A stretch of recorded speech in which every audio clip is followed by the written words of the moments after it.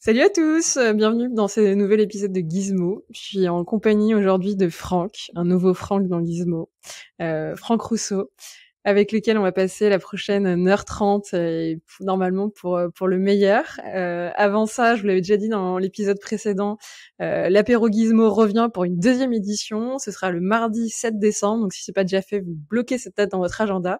Et on se retrouve en vrai sur Paris, dans le bar qui s'appelle Les Copains. Hâte de vous y voir et ça va arriver très très vite. Donc vous le bloquez et on se voit à cette occasion. Je vous le disais, je suis en compagnie de Franck. Salut Franck. Salut Sandrine, merci de me recevoir dans ton podcast déjà. Bah de rien, écoute, merci d'avoir dit oui et puis d'être libéré. En plus on enregistre un samedi, autant te dire, Franck est très motivé et a clairement envie de nous parler, donc ça c'est plutôt chouette. Surtout que c'est plus pratique. Bon, et bah voilà. J'étais quand même très motivé pour parler. En tout cas, c'est gentil. Écoute, on va direct commencer. Et pour ça, je veux bien que tu nous expliques, enfin, que tu te présentes, tu nous dises un petit peu qui tu es. Et comment t'es arrivé à la 3D? Parce que tu me disais en off que c'était en réalité tes premiers amours. Comment t'es tombé amoureux de la 3D? Alors, donc moi je suis Franck Rousseau, comme tu l'as dit. J'ai 39 ans. J'ai commencé en fait, quand j'étais ado, je faisais de la 3D en autodidacte. Ouais. Ça me plaisait bien. J'utilisais 3D Studio 4 et après 3D Studio Max, je crois. Ça me plaisait bien. Je faisais des trucs intéressants, mais en fait, je savais pas dessiner du tout sur papier. Et donc, j'ai fait le raisonnement, un raisonnement qui est pas terrible, surtout quand on écoute ton podcast. Je me suis dit, bon, bah, si je sais pas dessiner, je pourrais jamais faire de 3D, donc je vais faire autre chose. Et donc, du coup, j'ai démarré par la 3D, mais après, rapidement, j'ai bifurqué sur le développement. Bon, il y avait aussi le fait que le prix des écoles de 3D était pas négligeable. Donc, en fait, une fois que j'ai eu mon bac, je suis parti je suis allé faire une fac, je suis allé à Jussieu, en fait, pour apprendre l'informatique, le développement. Et, Qu'est-ce qui t'a tiré dans le développement? Parce que t'aurais pu être, je sais pas, pharmacien, médecin ou autre, tu vois. alors, j'ai fait un raccourci. En fait, ce que c'est qu'il y a en parallèle de mes petites images 3D, enfin, je faisais surtout de la modélisation. Il y a mon frère qui faisait des premiers sites internet, hein, donc on était en 97, là où il y avait déjà il y avait les modems qui faisaient un bruit bizarre sur la clé, et ça bloquait la ligne téléphonique. Et du coup, je voyais mon frère faire des sites internet et j'ai commencé à le copier, et puis j'essayais d'inclure un peu plus de visuel. Enfin, je rendais des petites images 3D pour faire pour améliorer mes interfaces de site web. Et après, de fil en aiguille, je me suis dit, forcément, il y a de plus en... Enfin, je crois que oui, j'avais ajouté du Flash aussi, parce que les trucs à Flash, c'était surtout utilisé pour les sites web. Et je commençais un peu à coder dedans, à faire des choses dedans. Et là, je me suis dit, ah bah non, ce que je veux faire, c'est du développement. Et après, je me suis dit, mais ce que je vais faire, je sais pas dessiner, mais je vais chercher à développer des logiciels pour faire des images 3D. Et c'est pour ça que là, je suis parti faire du développement, avec une spécialisation en intelligence artificielle, alors à l'époque, l'intelligence artificielle, c'était pas la mode. C'est un peu bizarre. Il y avait Facebook qui commençait quand je suis sorti, c'était en 2005, tout comme ça. Et Facebook qui commençait à chercher des gens là-dedans, mais Facebook, c'est pareil, ça venait tout juste d'apparaître. Et donc je sais plus où j'en étais. Ouais. Et en fait, du coup, l'intelligence artificielle, il y avait notamment un domaine qui était le traitement d'images, et ça me permettait de recouper en fait avec la 3D. Et c'est là où j'ai pu faire un premier stage au Link, qui était un laboratoire de Paris 8, où en gros ils avaient un outil pour générer des mouvements de personnages 3D à partir de textes qu'on fournissait. Ok, improbable. Donc ça m'a permis de mettre un premier pas dans la 3D, dans des projets 3D conséquents. Et en fait, le bon que ça a permis de faire derrière, c'est que le stage de l'année suivante, je l'ai fait chez Attitude Studio. C'est un studio qui a disparu, mais qui était assez reconnu pour son département mocap. Et là, j'ai rencontré notamment Rémi Brun, qui aujourd'hui gère Mocap Lab. Ils font pas mal de choses justement autour de la mocap, mais ils ont toujours ce qui est intéressant chez eux, c'est qu'ils font toujours essayer d'aller un peu plus loin dans la capture de mouvement. Bon bref, je reviens à mon histoire. Du coup, j'ai rencontré Rémi Brun à ce moment-là, et qui m'a montré. Enfin voilà, j'ai découvert tout le pipeline de la mocap. Et en même temps, j'ai rencontré Thomas Mettet, qui est aujourd'hui un développeur R&D. Alors, je sais plus exactement son poste, mais enfin, en gros, c'est un des gros développeurs R&D d'Illumination. Il travaille notamment sur le moteur de rendu, qui lui m'a accompagné sur la partie plus développement de mon projet de l'époque, et qui consistait en fait à capturer le mouvement des yeux à partir de vidéos qui étaient faites pendant le tournage mocap. Et voilà. Et en fait là, du coup là, j'étais rentré de plein pied dans le monde de la 3D, enfin dans le monde de l'animation en fait. Et tu utilisais toi ton bagage en fait d'ingénieur, de développeur informatique. Tu m'arrêtes, tu me complètes si je me trompe. C'était quoi? C'était plutôt un ingénieur ou développeur informatique? Alors, ce qu'il y a, c'est que quand tu fais l'université, bon, tu fais la même formation que les ingénieurs, mais je crois que t'as pas alors, je sais plus si t'as le titre ingénieur ou pas, mais en gros, j'avais un master en développement informatique, quoi. Je sais pas après comment ça se positionne par rapport à une école, mais en gros, c'était la même qualité d'enseignement, même si c'est pas supérieur, parce qu'à la fin, on avait des grandes écoles qui venaient de terminer leur cours, leur cursus dans notre université. Par contre, on n'avait pas la reconnaissance que les écoles d'ingénieurs. Bon, tout ça s'est tassé parce que maintenant il y a une telle tension sur le marché de l'informatique que bon, ça rentre plus trop en compte, mais au début ça rentrait un peu en compte. Et oui, donc en fait, quand je suis arrivé là, donc j'arrivais vraiment en mode ingénieur, on va dire. Et ce qui s'est passé, c'est que en fait, Rémi Brun, je pense qu'il voulait que j'intervienne plus sur le côté bidouillage sur les caméras, sur vraiment le pipe mocap. Et en fait, bah, comme j'étais développeur et que Thomas avait fait le même stage que moi 1 ou 2 ans avant. Et du coup, lui, il avait plein d'idées qu'il voulait continuer et il m'a branché sur du dev, ouais, il m'a motivé à passer plus de temps sur la partie développement de Spipe et du coup, j'ai plutôt beaucoup développé là-bas. Qu'est-ce que tu peux un peu plus détailler ce que tu as découvert à ce moment-là quand au final tu switches de l'université, peut-être quelque chose qui était assez technique à quelque chose d'un peu plus pratique là au sein des studios où ils avaient en fait des problématiques qu'ils cherchaient vraiment à résoudre et en l'occurrence ils avaient besoin de ressources et de solutions et dont toi qui pouvais peut-être les aider à les mettre en place. Bah, en fait, ce qu'il y a, c'est que quand même, Attitude à l'époque, c'était quand même un des top studios, donc ils faisaient quand même de la belle image. Ouais. Et effectivement, ils avaient fait ce choix parce que je crois que Rémi était arrivé très tôt dans le studio. Enfin, quand j'y étais, il y avait, je crois, 200 personnes dedans, hein. Lui, il est arrivé, c'était un studio de 4-5 personnes. Et du coup, très tôt, ils se sont dit, on va faire de la mocap, on va faire de la capture de mouvement vraiment au niveau. Et Rémi, lui, c'est vraiment un passionné de tous ces sujets-là. Et et notamment un truc qu'il avait bien identifié, c'est que le regard dans les films était souvent très très mal fait. Et donc, ça c'était un bout. Il s'intéressait beaucoup aussi au mouvement des mains, à plein de choses, mais finalement, il y avait pas mal on s'intéresse beaucoup au mouvement du corps en entier, mais en fait, quand tu veux faire de l'animation vraiment hyper pointue, il y a des détails comme les yeux qui sont hyper importants. Et après, effectivement, il m'a fait étudier il m'a fait aborder le mouvement des yeux vraiment par la partie biologique et en fait on se rend pas compte mais nos yeux ils bougent dans tous les sens en réalité et si tu veux que la caméra qu'au rendu ça paraisse ça te choque pas que t'aies pas le côté tiens il a un regard bizarre bah en fait t'as besoin de reproduire un peu tous ces aspects là quoi. Depuis tout à l'heure, du coup, j'arrête pas de regarder tes yeux, comment ils bougent et voir les micro-mouvements. Le plus impressionnant, c'est en fait quand on regarde le décor, un paysage défilé, en fait, quand on tourne la tête dans le train, Ouais. en fait, nos yeux, ils passent leur temps à faire ça, quoi. Comme si tu lisais, en réalité, t'as ce côté retour à la ligne et balayage. Ouais, exactement. Alors que quand on regarde sur le côté, on se dit, bon, bah, je regarde sur le côté, mais en fait, ça va tellement vite que ça bouge dans tous les sens. Bon, bref. Et après, du coup, on avait appris qu'on pouvait faire tourner l'œil, qu'il y a un axe de rotation qui est à ce Mais niveau-là non. de l'œil. Bon, bref, du coup, il y avait plein de trucs comme ça à creuser et forcément une fois que tu comprends qu'il y a toutes ces subtilités tu te dis en mocap il y a moyen de faire des choses de faire mieux que les autres quoi. Voilà, tout simplement.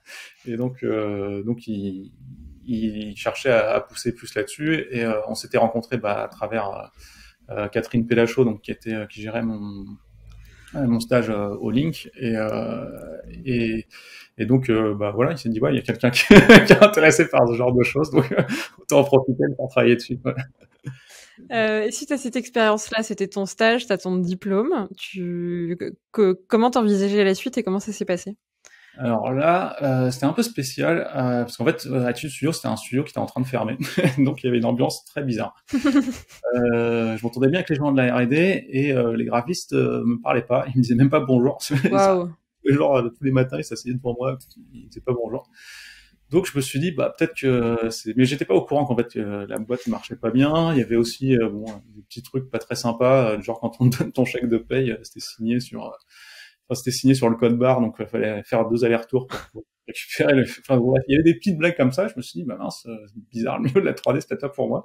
Et du coup, et puis en fait, je savais pas ce que franchement, je savais pas du tout ce que je voulais faire. Et je découvrais un métier qui s'appelait l'assistance à maîtrise d'ouvrage. Je sais pas quel mal m'a pris à l'époque. Bref, et en gros, ça consistait à retourner, enfin, à prendre le chemin classique, à rentrer dans une boîte de conseil et aller faire de la gestion de projet pour des grands comptes, quoi, pour des très grosses boîtes. Et, et j'hésitais, et puis j'en parlais à Rémi. Du coup, ça, je m'en souviens. C'est quelque chose qui m'a pas mal marqué. Il m'a dit, je lui dis, ouais, qu'est-ce que je devrais faire? Tu penses plutôt rester dans l'animation ou aller faire ça, tout ça? Après, il me dit, non, je pense qu'il faut que tu ailles en boîte de conseil. Parce que comme ça, plus tard, quand tu feras tes propres projets ou que tu iras travailler sur d'autres projets dans l'animation, tu repenseras à ces années que tu as passées dans le conseil. Et chaque fois que tu auras un doute, tu repenseras à ces années-là et du coup, tu pourras te reconcentrer sur ce que tu fais. Et donc, non, bah, après, bah, il avait fait un parcours un peu similaire où je crois qu'il avait travaillé dans le médical. Alors, bon, c'est un peu difficile de parler pour lui, parce que, surtout que c'était il y a longtemps qu'il m'avait raconté ça. Il avait travaillé dans une industrie assez classique. Et après, ouais, il était parti justement monter ses projets autour de la mocap. Et du coup, il me disait, bah ouais, quand je, quand je repense à ce que je faisais avant, du coup, ça me remotive quand j'ai des coups de mou, quoi. Et ça Et se vérifie? Ça s'est vérifié? ouais, ouais, ouais, je confirme. En fait, au début, j'étais content d'aller découvrir un nouveau métier. Après, en fait, rapidement, j'ai pas trop aimé l'ambiance. Moi, je me débrouillais quand même bien, donc les missions se passaient bien. Et après, du coup, j'ai passé pas mal de temps à l'agence pour l'emploi des cadres en tant que je travaillais pour l'agence. Hein, je cherchais pas un boulot et du coup, en fait, là, j'ai un peu déprimé parce que c'est pareil, ça se passait très bien. Tous les projets que je gérais et tout, ils aboutissaient, mais enfin, je gérais ces façons de parler. En fait, l'assistance à la maîtrise d'ouvrage, c'est quand même intéressant comme à savoir, c'est que en gros, tu fais le diplomate entre le métier et les gens qui font qui développent le logiciel. Donc, ça permet un peu du coup, tu parles avec tous les gens en fait, ce qui est cool, c'est que tu parles avec tout le monde dans la boîte, n'importe quel métier. Et du coup, tu comprends comment fonctionne une entreprise. Et c'est aussi toi qui dois peut-être un peu faire l'interface entre des fois deux métiers qui se comprennent pas forcément et où ont pas envie de se comprendre parce que comprendre les problèmes des autres, c'est peut-être des fois accepter qu'il y ait des retards ou des difficultés. C'est plus facile de fermer les yeux et de dire je ne comprends pas.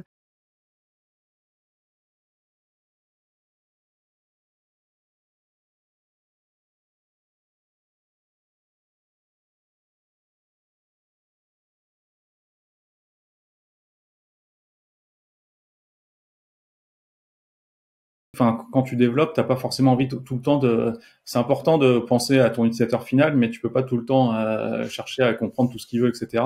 Donc c'est bien si t'as quelqu'un qui te synthétise tout, qui prend en compte toi tes contraintes techniques et qui à la fin te fournit à l'époque, bon, c'était sur les modèles de développement en cascade, donc du coup c'était tu fournissais des specs et voilà, ils étaient contents d'avoir leurs specs qui étaient prêtes et qu'ils avaient pas qui savaient qu'ils avaient été déjà bien élagués en amont et qu'ils n'avaient pas à tout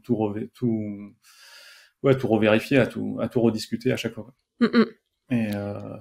Et, voilà, j'ai aussi appris que en fait, oui, tu peux pas non plus t'adresser n'importe comment à un développeur. Et pareil, enfin, en fait, il y a une manière de demander les choses qui fait que que t'auras un résultat ou tu l'auras pas, quoi.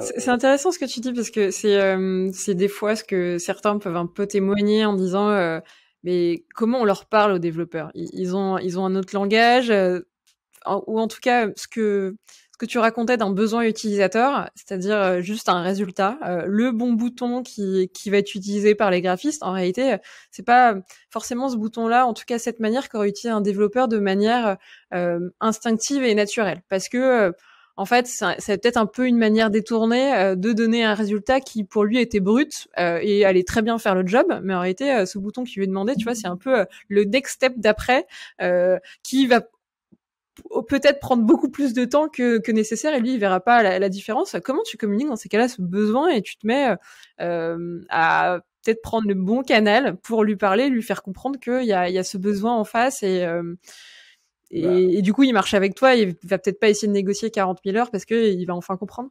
En fait, la base, finalement, l'erreur la plus commune que j'ai vue, c'est que et que j'ai moi-même fait au début, en fait, c'est en fait, quand on parle à un développeur, on croit qu'il c'est un exécutant. Ouais. Quelqu'un, on arrive, on lui dit, fais ça. Et donc, il y a des fois, même, on fait pas, on fait pas de manière malveillante, c'est juste, on dit, il y a ça à faire, si on lui écrit, bon, bah, fais ça. Il regarde, il dit pourquoi tu veux faire ça? Enfin, là tu m'imposes une solution, tu m'as pas parlé du problème. C'est quoi le contexte? Qu'est-ce que tu veux exactement? Parce que tu me demandes ça, mais je comprends pas vraiment ce que tu me veux. Et en fait, du coup, petit à petit, on comprend que, mais finalement, ça marche dans tous les métiers. Enfin, c'est ça qui est cool, hein, c'est que ils sont peut-être plus exigeants, mais après, ça sert pour tout. Hein. C'est que après, on se rend compte que déjà, c'est pas mal de parler à l'interrogatif. Est-ce que c'est possible de rajouter ça? Après, il regarde. Après, ce qui est important, c'est, je fais encore l'erreur des fois, hein, c'est de préciser le contexte et pourquoi on veut telle fonctionnalité. Ouais. Parce que souvent, eux ont quand même pas mal d'infos en plus, et donc ils peuvent dire, non, en fait, ta solution, c'est pas la bonne. Par contre, ce que je te propose, c'est celle-là. Et là, tu fais, ah oui, d'accord, bon, effectivement, on va faire ça. Faut aussi que ce soit faisable. On se rend pas toujours compte si c'est faisable ou pas. Donc, bref, il faut être très précis, clair, préciser le contexte, la raison, et rester plutôt sur un ton interrogatif que sur un ton, que sur une demande, que sur un ordre, quoi. En fait, faut pas éviter de donner des ordres, quoi. Et ce qu'on peut être tenté de faire sans s'en rendre compte, c'est là où il faut faire gaffe, c'est qu'en fait, pousser une demande de fonctionnalité sans l'expliquer, ou enfin de manière trop brute, ça passe pour un ordre en fait, et c'est là où ça coince. Surtout quand t'es un peu speed et que en fait on a beaucoup à gérer en parallèle, tu peux prendre tendance à faire des raccourcis, mais pas prendre ce temps-là et aller un peu plus loin et les inclure en fait dans le projet, comme tu disais en fait, en leur posant des questions et en affinant avec eux si en réalité la demande c'est tout simplement la bonne. Ouais, exactement. Et donc ça, c'est ce que j'ai appris en fait à faire pendant 3 ans, je pense. Mais après, c'est valable aussi pour les utilisateurs, parce que les utilisateurs parfois te disent je veux ça, et c'est pareil, il faut bien creuser le problème avec eux pour être sûr que ça soit ça ce qu'ils veulent. Et après, petit à petit, comprendre que chacun a son vocabulaire. Il y a quand même après il y a des caricatures. Là, je fais des généralités, mais les commerciaux, ils n'ont pas. Enfin, ouais, quand je parlais avec un commercial, par exemple. C'était la directrice commerciale, elle me disait. Je sais plus, je parle le problème, dire il n'y a pas de problème, il n'y a que des solutions. Et là, une fois qu'elle a ses réflexes de vente, même avec toi, tu comprends qu'il y a vraiment des univers différents et qu'il faut s'adapter à chacun, quoi. Et bon, bref, ça c'était assez intéressant. Ouais, non, est-ce que c'était aussi pour un petit peu savoir ce que tu avais peut-être encore gardé de cette expérience, que là tu racontes que en réalité tu as énormément appris dans la gestion de projet, mais aussi dans la communication, pour essayer un peu de comprendre les besoins d'une part, de l'autre, mais aussi peut-être trouver la bonne manière à chaque fois de communiquer pour s'adresser à des personnes qui sont totalement différentes, que ce soit l'utilisateur, le commercial ou le développeur. Est-ce que tu crois que tu en as encore retiré d'autres choses de cette expérience-là, que tu utilises encore aujourd'hui, en l'occurrence? Ouais, je pense que c'est le côté, ce que je disais tout à l'heure, c'est le fait de voir comment une boîte fonctionne, parce que c'était, j'avais travaillé à EDF, à la SNCF, donc c'était vraiment des grosses boîtes, on voyait pas je voyais un bout à chaque fois. Aussi, en fait, on gérait, moi, j'intervenais sur les projets de reporting, à partir des bases de données, parce qu'en gros, les grosses boîtes, elles ont plein de données partout, et un de leurs enjeux, c'est de tout réunir dans un endroit, et après d'en extraire des tableaux, des indicateurs, quoi.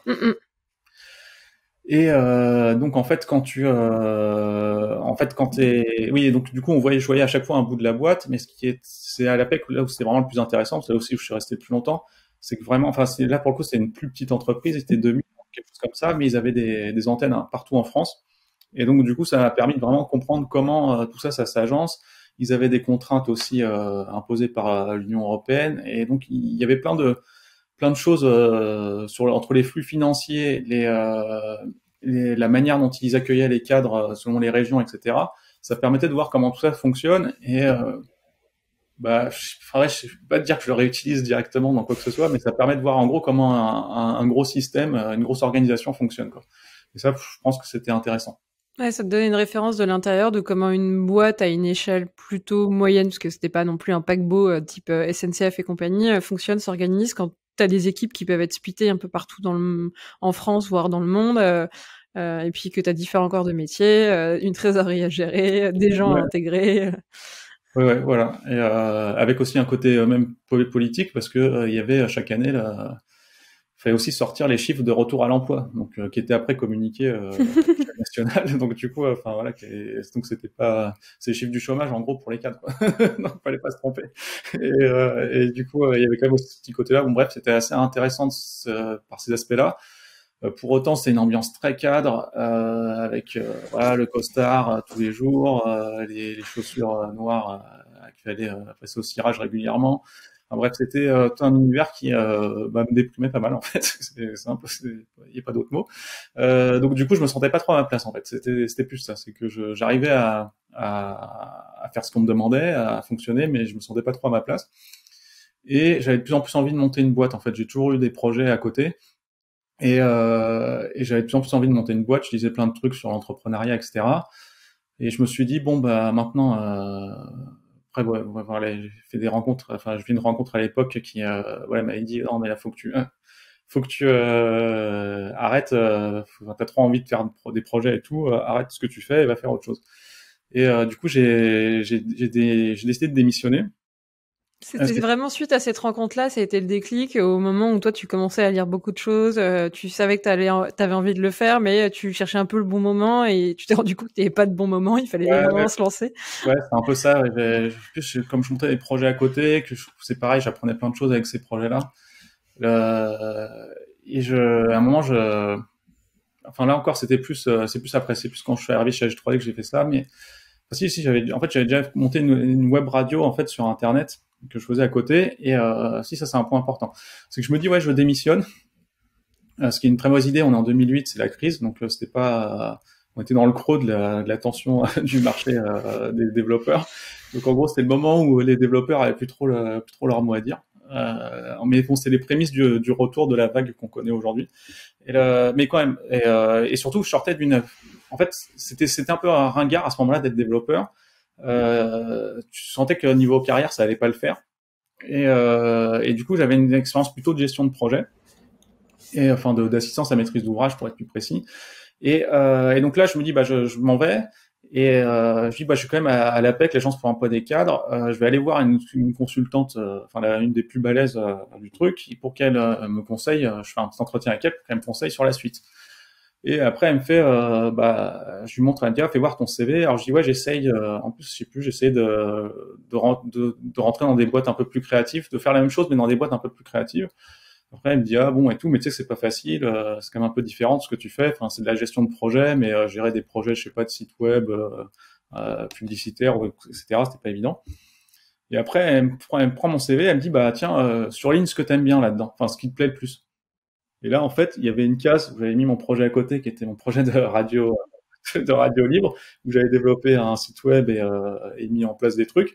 Et du coup, bah, en fait, je surligne que ça. Et là, je fais, ah ouais, en fait, en fait, il y a peut-être un truc. Et donc, après ça, bah, j'ai cherché plutôt à revenir dans le développement. C'était plutôt un peu contre-intuitif sur le moment.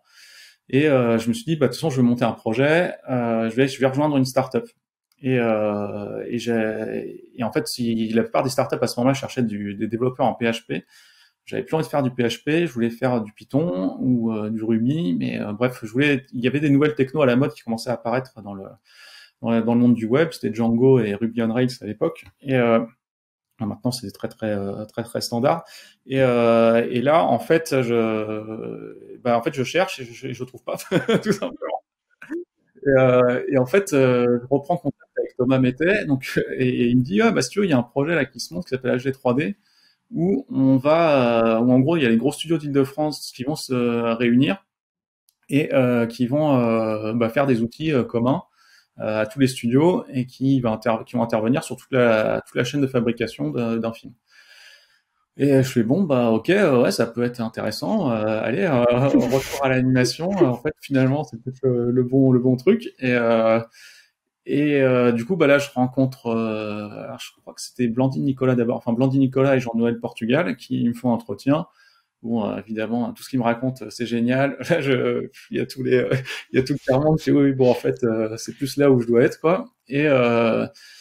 Et donc, donc en gros, on se met d'accord et puis je rejoins le projet. Alors au début, comme il y avait plein de parties prenantes, l'idée c'était pas que je développe directement, mais plutôt que je fasse des recommandations d'interface pour tous les développements qui étaient faits. Il y avait à l'époque, oui, parce qu'à l'époque en fait, on était une boîte de 4-5 personnes et il y avait des développeurs de chaque studio qui nous aidaient à développer des outils.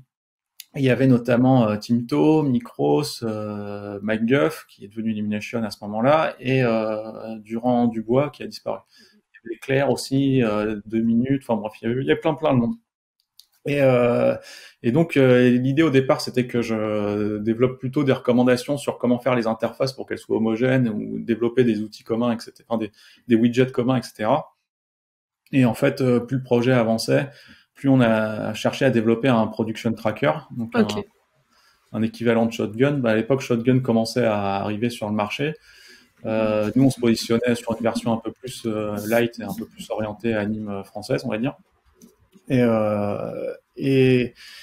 après, on a fait ça à fond pendant 3 ans, quoi. Et ça, bah là, du coup, là, j'étais à fond dans le milieu, quoi, de l'animation. On rencontrait tous les studios. Il y avait plein de sujets. Au début, on s'est pas mal dispersé, donc c'était pas très bon pour le projet, je pense, mais c'était à titre personnel, c'était intéressant parce que du coup, j'ai vraiment vu toutes les problématiques que se posaient les gens qui fabriquaient des films, que ce soit pour la fabrication même du film ou avant tout ce qui se passe autour. Et j'ai visité plein de studios, donc ça c'était vraiment cool. Et voilà, après je sais pas si tu veux que je continue ou si t'as des questions sur tout ça ou...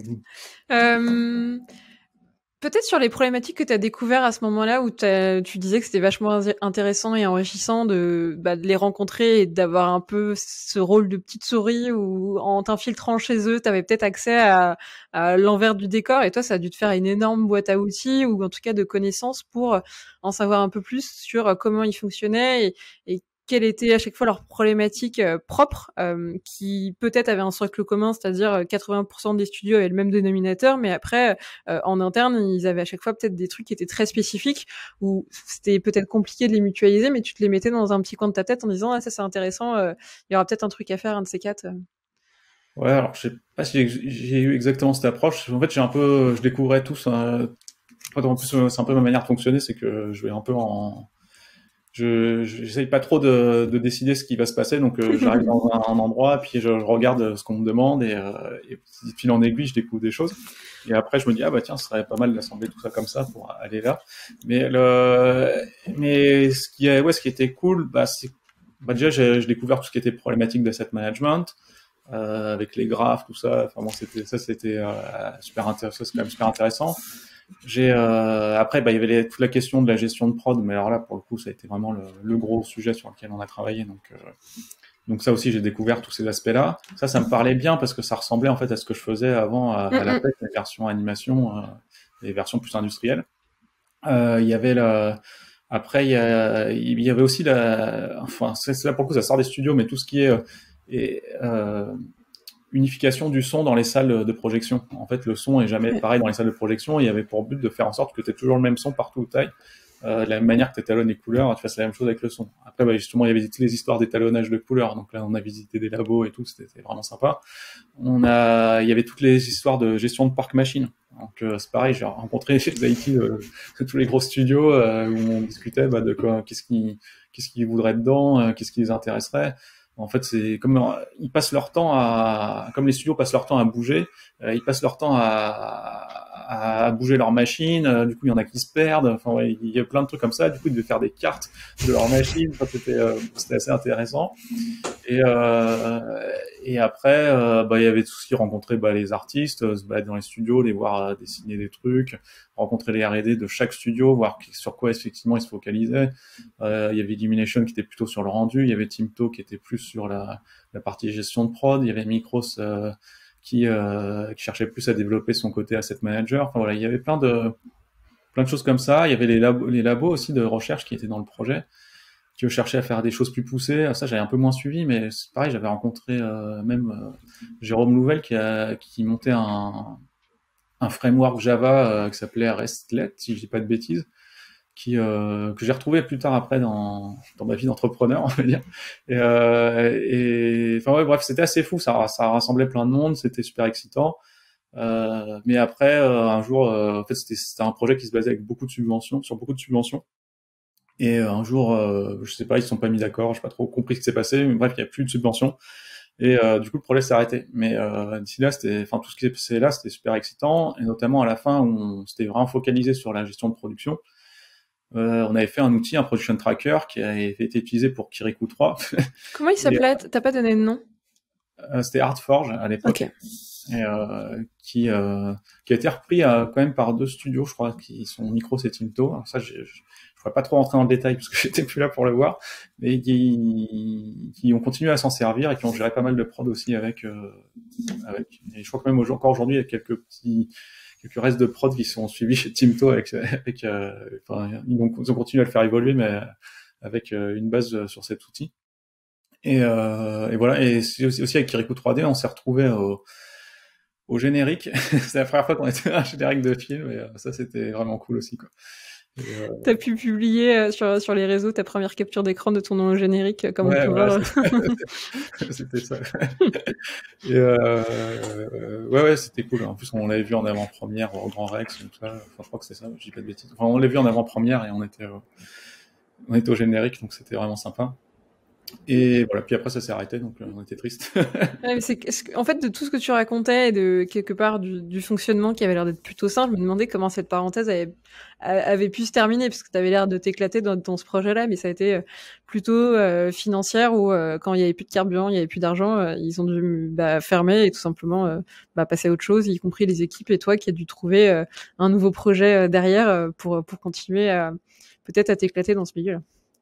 Ouais, alors je sais pas, je cherchais un projet dans ce milieu après, mais ouais, c'est ça que en fait ce qui était bien pendant cette période-là, c'est que j'avais enfin cette sensation que j'espérais trouver quand je travaillerais, quand j'étais étudiant, je me suis dit quand je travaillerai, j'espère que ça sera comme ça.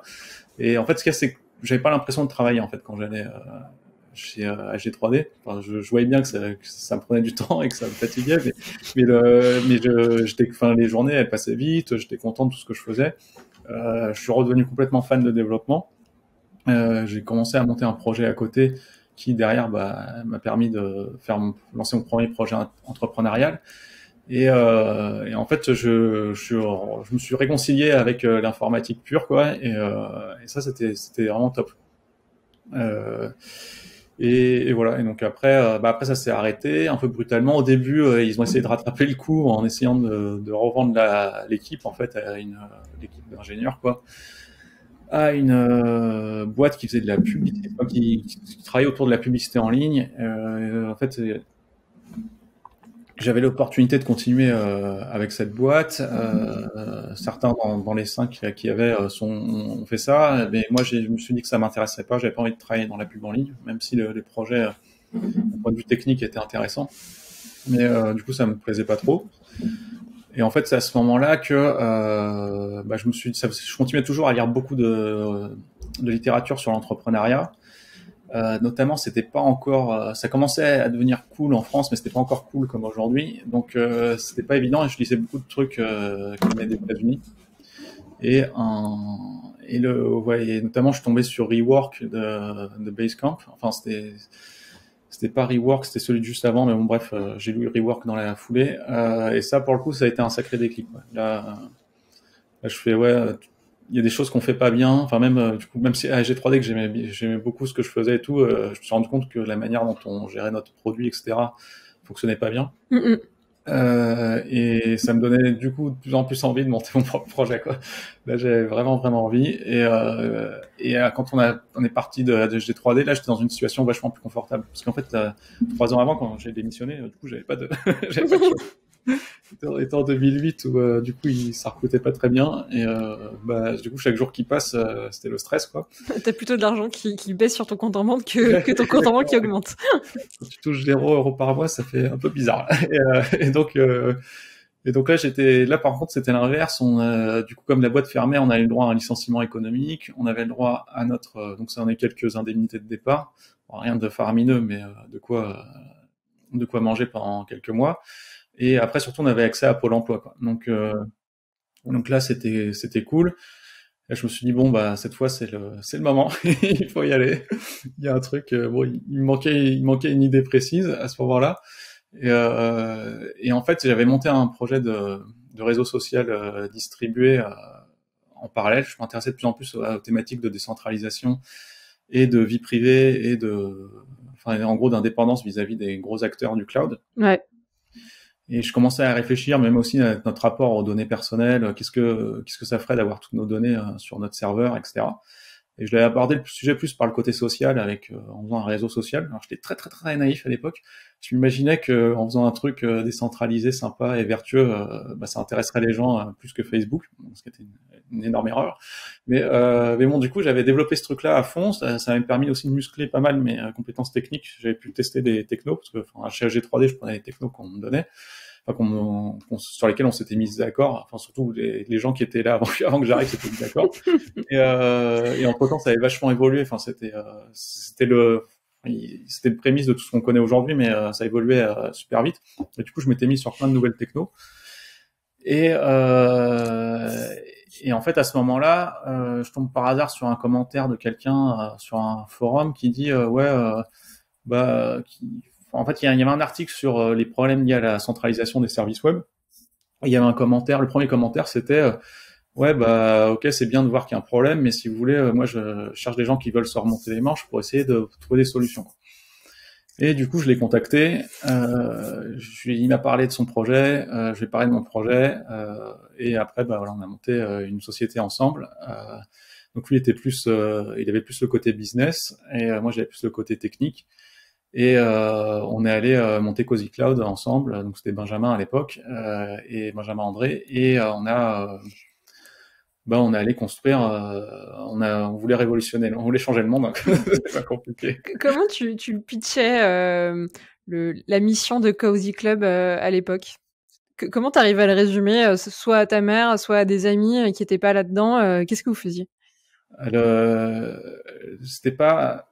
En fait, ce processus-là, il est permanent. Tu passes ton temps à changer ton pitch. Donc, c'est difficile de dire comment on le faisait à l'époque.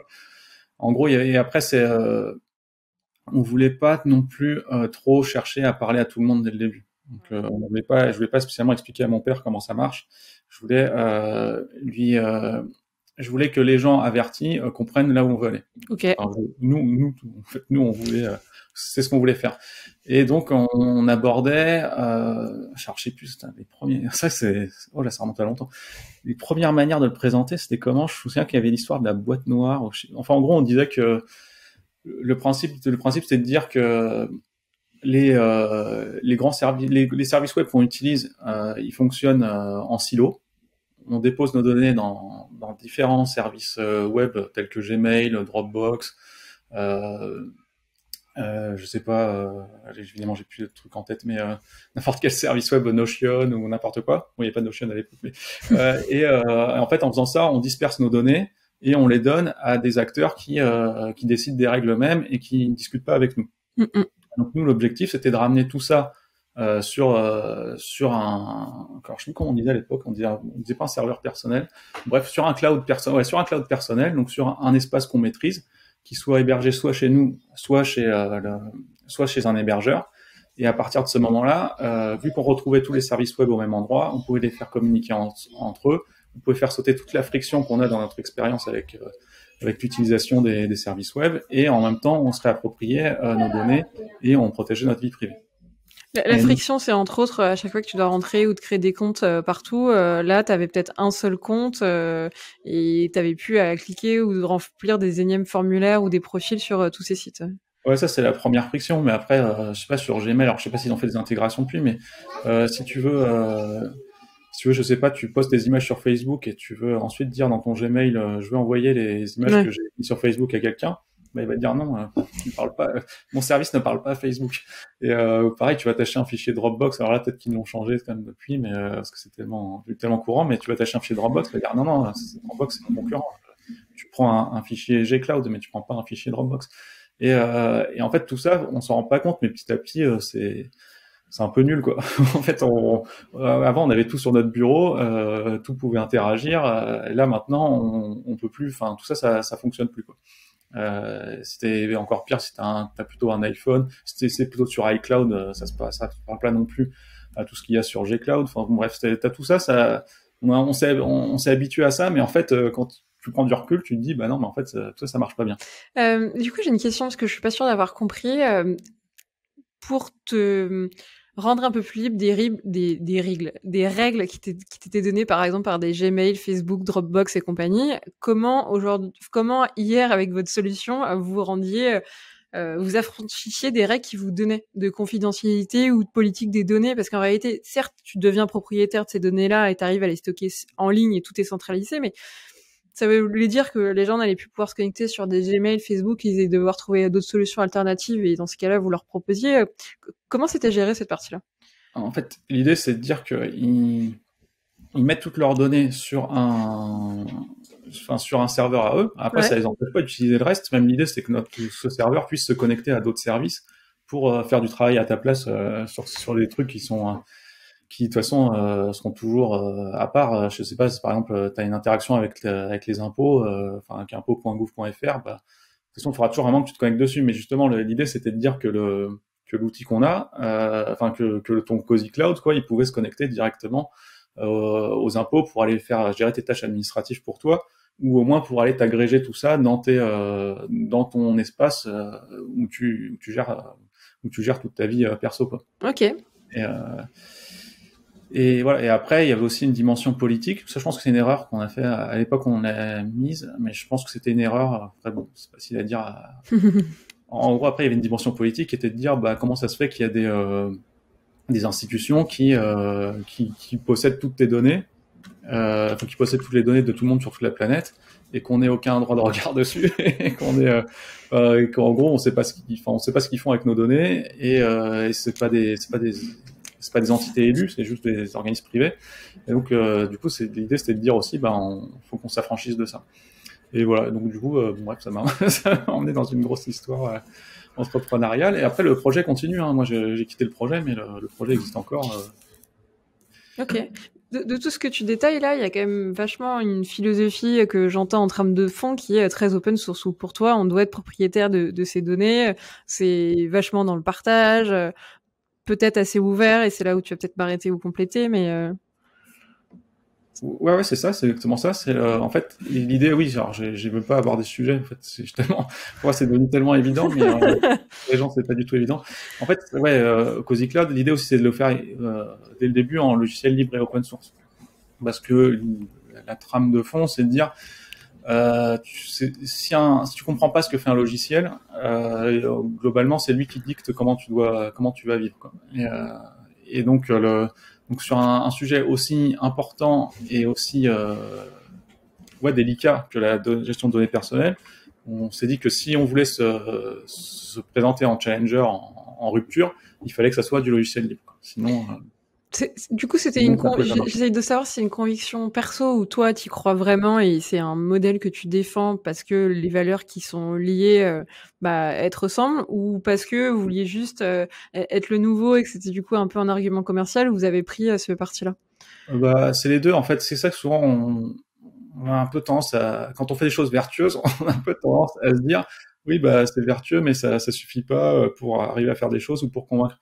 Mais en fait, tu prends la base vertueuse pour tes convictions. Enfin, voilà, moi, je suis pour qu'il y ait que du logiciel libre et pas de logiciel propriétaire. Pour le côté collaboratif, contrôle, de pas se sentir justement contrôlé par le logiciel. pour tout, puis pour le côté intelligence collective qui se met en œuvre. Mais après, dans le fond, la plupart des logiciels, même là, tu vois, l'outil de podcast qu'on utilise, c'est une fine couche sur une tonne de logiciels libres. Hein. Enfin, c'est encore, enfin, en fait, c'est plus ou moins ce qui se passe déjà, quoi. Et bon, bref, une fois que tu as toute cette, enfin, ça, c'est tes convictions, et après, tu te dis, bon, ok, ça, c'est moi comme ça que j'aimerais que le monde soit, enfin, en tout cas, qu'il tende vers ça. Et après, à partir de là, bah, tu dis, c'est quoi les forces de ça pour, comment je peux faire rentrer les forces de ça dans le contexte dans lequel on vit aujourd'hui. Donc là, on est dans une économie où l'idée, c'est de dire plutôt, on va chercher la performance en montant des sociétés qui sont performantes et qui du coup, pour être performantes, ont besoin de marketing, d'être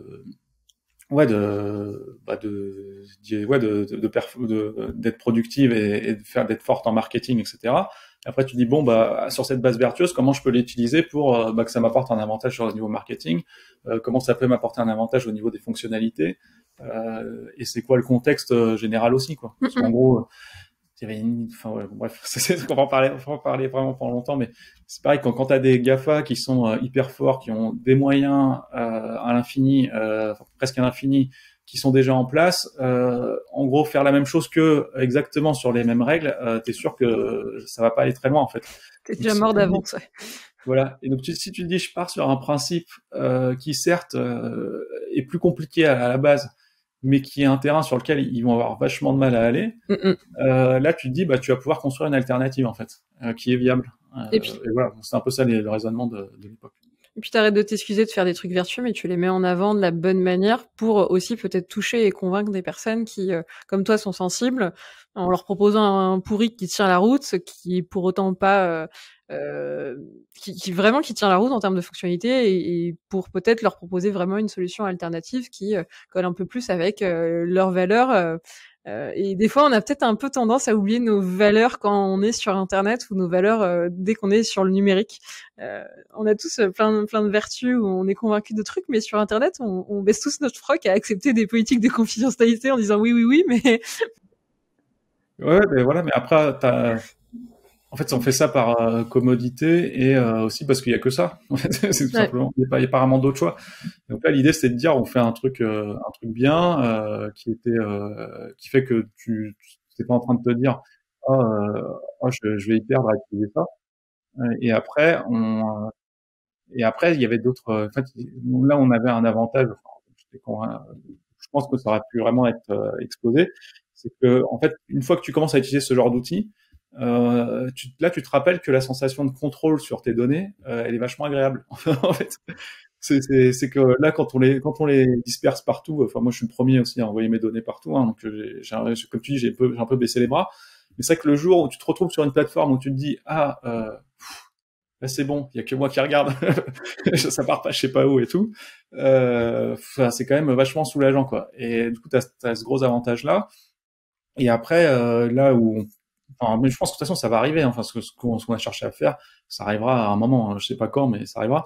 Et après, tu as ce que je t'expliquais tout à l'heure. Une fois que tu retrouves tes données au même endroit, qui peuvent se parler, qu'elles peuvent travailler ensemble pour toi, bah là, l'idée, c'était de dire, en fait, on va faire même mieux que ce qui existe déjà. Et donc, du coup, on y croyait très fort. et voilà. Et ça, c'était la première aventure entrepreneuriale, mais pas la dernière. Tu as continué, fort de cette expérience.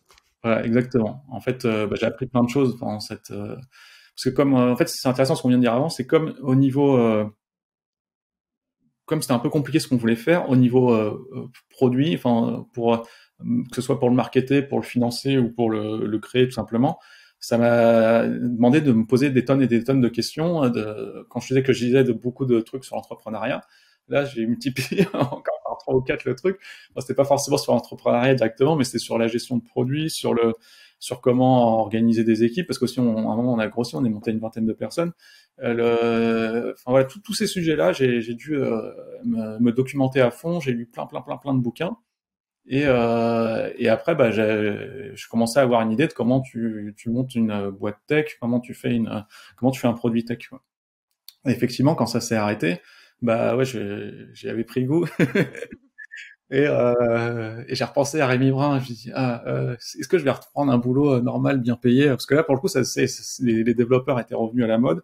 La tension du marché sur le développement était pas ce qu'elle est aujourd'hui, mais elle était pas loin. Et donc, ouais, là, j'hésitais à reprendre un boulot traditionnel, je sais pas comment dire, normal, enfin, à rejoindre une boîte, quoi. Et là, il y avait quand même, il y avait quand même, ouais, j'exagère un peu parce que là, j'aurais pu aller dans des boîtes plus sympas qu'en boîte de conseil, mais j'aurais pu aller dans des startups aussi. Mais bon, du coup, j'avais quand même envie de continuer à faire un projet, quoi. Et là, par contre, j'avais ce souci. Alors, comme ça s'était arrêté un peu brutalement, j'étais mandataire social. Donc là, je retombais, par contre, sur la problématique de, j'ai 0 € par mois. Alors bon, je négocie entre-temps mais mon départ quand même. Enfin bon, c'était pas passé dans l'ordre. En gros, on va dire, je me suis retrouvé dehors avant de pouvoir négocier mon départ. Donc du coup, je me retrouvais à négocier mon départ en parallèle, mais jusqu'à ce que jusqu'à ce que je me mette d'accord. En gros, j'avais 0 € par mois, et donc c'était pas évident, quoi. Et et en fait, à ce moment-là, j'avais plusieurs idées. Je voulais refaire une boîte, du coup. Enfin, voilà, j'ai repensé à Rémi qui me dit quand même, ouais, mais souviens-toi, à l'époque, tu faisais pas exactement ce que tu voulais. C'est la question que j'allais te poser. Comment tu trouves l'idée? Parce que là, tu repars, t'as ta feuille blanche. Certes, t'as toutes tes années d'expérience où tu t'es aussi vachement trouvé et t'as vachement exploré. Mais comment tu te ressentes? Parce que là, t'as qu'une seule idée. Enfin, t'as qu'un seul projet. Il va falloir choisir pour se lancer. Ouais, c'est dur parce qu'en plus, quand tu montes ce genre de projet, tu penses 24 sur 24, toute ta vie s'oriente autour de ça. Donc enfin, en gros, quand ça s'arrête, poum, t'as un grand vide. T'as l'option de recommencer en prenant une autre route, exactement la même chose, mais en prenant une autre route. Mais bon, à ce moment-là, j'étais vraiment épuisé. Ça impliquait de se remettre un plus ou moins en confrontation avec Cozy Cloud et tout. Mm-hmm. Je me suis dit, ça va pas être une bonne idée en fait. Ça va juste empirer. Enfin, j'ai juste, je sens pas même si clairement je voyais qu'il y avait quelque chose à faire, je me sentais pas en tout cas dans l'état physique et mental pour repartir dessus. Je me suis dit bon bah je vais partir sur autre chose et je vais partir sur des projets plus simples parce que bon, Cozy Cloud c'était plein de bonnes idées, plein assez sympa, mais c'était très très très ambitieux et dur à mettre en œuvre. Donc je me suis dit je vais partir sur quelque chose d'un peu plus simple. Alors je sais pas, c'est vraiment plus simple. Et du coup j'avais plusieurs idées que j'avais mis sur un papier. J'avais commencé à en tester une ou deux, et il y en avait une au milieu de tout ça, c'était de dire bon quand même ce qu'on avait fait avec la G3D, Artforge, il y avait quand même de l'idée. Bon, avec tout ce que j'ai appris, je vois ce qu'on aurait pu mieux faire. Et ce serait peut-être pas mal de repartir là-dessus. Donc je commençais à étudier le truc. À l'époque, avec les anciens employés d'Artforge, on avait essayé de relancer Artforge. Du coup, on était toujours resté en contact, donc je discute un peu avec eux, j'essaye de voir s'il y a moyen de refaire quelque chose à partir de là. Mais bon, c'était très vague. Et en fait, par hasard, en fait, quand j'étais à la fac, il y avait une fille de ma classe qui avait son copain qui s'appelait Léon, et Léon Bérel, et qui avait monté son studio d'animation. Donc du coup, quand on se voyait, on aimait bien en discuter parce que moi j'aimais bien tout ce qui était 3D tout ça. Et puis surtout que j'étais passé chez AG3D, et puis donc je sais pas, à chaque fois il me disait ouais c'est cool, là on a fait une pub pour Asis, c'est trop bien, etc. Et ouais c'était sympa. Et là il me rappelle, enfin et du coup forcément il apprend que je suis au chômage, quoi. Et là il m'appelle, il me dit ouais tu sais ouais mon studio là ça marche bien, Unity Image tout ça, on fait de plus en enfin là on a de plus en plus de belles prods et compagnie, et on voudrait faire un peu grossir le studio, tout ça. Et on se rend compte qu'il nous faut qu'il nous faut un pipeline, quoi. Et je me souvenais même plus de ce que c'était le terme pipeline à l'époque. Je sais plus qui me dit, enfin en gros il me faut un développeur et tout. Et je fais ah ouais tiens c'est marrant. Après je dis mais pourquoi, c'est quoi que tu veux faire? Et après il me dit enfin exactement. Et là il commence à me parler de ses problèmes et tout. Je fais mais en fait c'est depuis HD3D il s'est rien passé dans l'animation 3D. Ils ont rien fait en fait. il manque toujours plein de trucs, quoi. Et après je lui dis ah ouais il y a peut-être un truc intéressant à faire là-dessus. Je rediscute avec Zoé Carrera, donc qui était dans la bande, qui voulait essayer de relancer Artforge et qui avait utilisé du coup, qui avait géré la prod de Kirikou 3. Et là elle me dit ouais non Je dis ouais, bah alors comment c'est quoi l'état aujourd'hui de la 3D au niveau soft et tout. Elle me dit bah ça n'a pas beaucoup changé, Shotgun c'est de la merde. Enfin, voilà, il y a toujours des choses à faire, notamment pour la série d'animation et voilà. Bah ouais, si t'as une idée là-dessus, tu devrais pousser le truc, quoi. Et donc bah là je suis parti, je me suis dit bah tiens. Je vais rappeler Léon, je dis ouais ok, on pourrait travailler ensemble, mais je veux pas travailler à temps plein et je viens en freelance chez toi et par contre voilà je te fais un tarif qui est acceptable pour toi hein, parce que bon comme je disais ça avait déjà enfin le prix dans des développeurs avait déjà flambé et en plus je sortais de Cozy Cloud où j'avais fait beaucoup de réputation et j'avais appris plein de choses donc j'étais plutôt dans la tranche haute des prix et je dis bah si tu veux je fais un prix qui marche pour toi. Par contre, voilà, hein, enfin ce qu'on développe ensemble, je veux pouvoir le réutiliser. Tu restes Et propriétaire de ce que tu auras développé.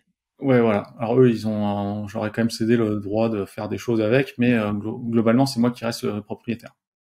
Et et donc le et donc je pars à mi-temps là-dessus et en fait, en gros, Concrètement, tu commençais à développer quoi et leur problématique, c'était quoi? De l'asset management? C'était de la plutôt suivi de production?